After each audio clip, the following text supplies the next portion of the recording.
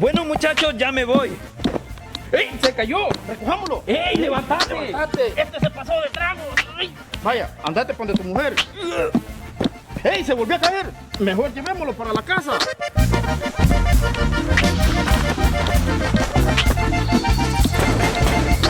¿Usted es la esposa de Larín? Sí. Se lo trajimos hasta la casa porque de tanto que tomó ni caminar puede. Ustedes tres de tan borrachos que andan, se les olvida que mi marido usa silla de ruedas. Y...